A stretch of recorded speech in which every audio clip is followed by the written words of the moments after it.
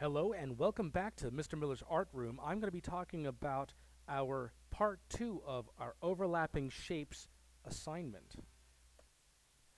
In the previous video, I had everybody create shapes on these smaller pieces of paper, but making the shapes large to take up a lot of the space of the paper.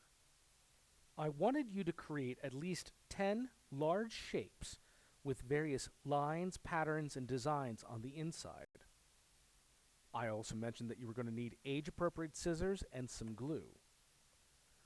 We are going to cut these shapes out and arrange them in a beautiful composition on a black piece of paper, and we are going to use the principle of overlapping shapes in order to create visual space.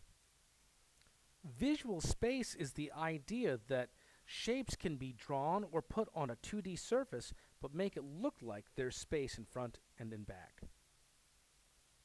Well, Mr. Miller, where shall we start first? We're going to start by cutting out our shapes, and I want to remind everybody how our scissors work. First of all, our scissor expectations. Never ever point them at people, and don't stick your fingers inside. The next thing, whenever we're using our scissors, we make sure that we put 2 to 3 fingers inside the long hole and our thumb goes in the small hole. The scissors are always pointing away from us. Yes, that seems like a good idea. Yep, and then when we cut, oftentimes we get nervous about how much scissor we're using, and so we only do little tiny nibbles. Well, we think about this like an alligator's jaw. If an alligator opens up, he likes to chomp, chomp, chomp. But the problem is that his strongest bite isn't on the front, it's in the way back of his jaws. Well, just like an alligator, your strongest bite for your scissors is going to be the back of the jaws of the scissors. Whenever we cut our paper and we've got a curve, what we do is we turn the paper. I put my scissors all the way up to the paper in the back of the jaws of the scissor, and we go ahead and cut. We turn the paper around, just like so, cutting on the edge of the shape. I don't want to lose all this hard work that I did, so I cut that out. Now, once I cut out this shape, I'm going to take my scraps and put it to one side. Then I take my shape, and I want to save this, so I'm going to put that to this side. Then I get the next shape. Since I have bigger hands, I'm going to go ahead and move to the bigger pair of scissors. Mr. Miller, you did an excellent job cutting all those out. But whatever will you do with all the scraps? Excellent question, Mr. Monocle. What we're going to do is we're just going to pile them up and then throw them out. The next step is going to be getting a black piece of paper or any paper with a neutral color on it, and we're going to start arranging our shapes. When I say arranging our shapes, I don't mean just putting them down in a row that looks nice and tidy, like it's a list of items that we have. What we want to do instead is start turning our shapes and then placing them on top of one another, possibly even in various different ways, and then see if maybe we can make something look really exciting. Notice how some of these shapes are underneath other shapes and some shapes are on top. This is overlapping. We don't want the shapes just to touch right on the corners and edges. We really want to make sure that they are really underneath or over top. It's up to you.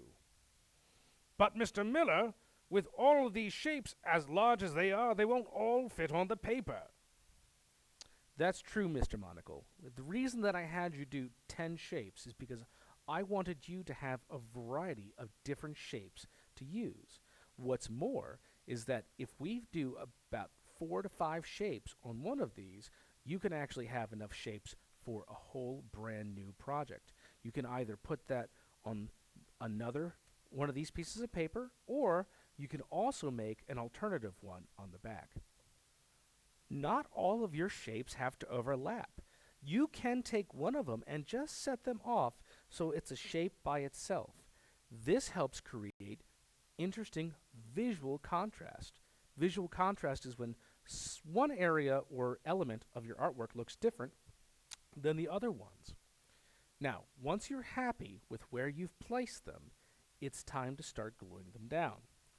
What we're going to do is grab our glue stick, crack it open, turn it out just a little bit, never a whole bunch because that's a waste of glue and a waste of time. Just a little bit. Now, I don't want to start picking things up and then gluing them and then putting them back down because I might lose the spot. So what I'm going to do is start with one shape. I use all my fingers. Yes! I use all my fingers and pin one of the shapes down. I peel it up, and I put a little bit of glue on a spot that I know is going to touch the back paper, and I press it down. Then what I do is I go to another shape that I can easily grab. This shape, because it's by itself, I can pick it up, put that on, and I can set this back down because I remember where it was supposed to go. Plus, it's not overlapping in any particular way. I'll pick up this shape right here, put a little bit down, and smoosh it down right there. What I'm doing is I'm making it so that the shapes don't really go anywhere. And then I can put some glue on some other spots to make it more secure, that means safe, later down the road. Now, if I tilt this to the side a little bit, you're going to notice that you can still see some of the gaps in there.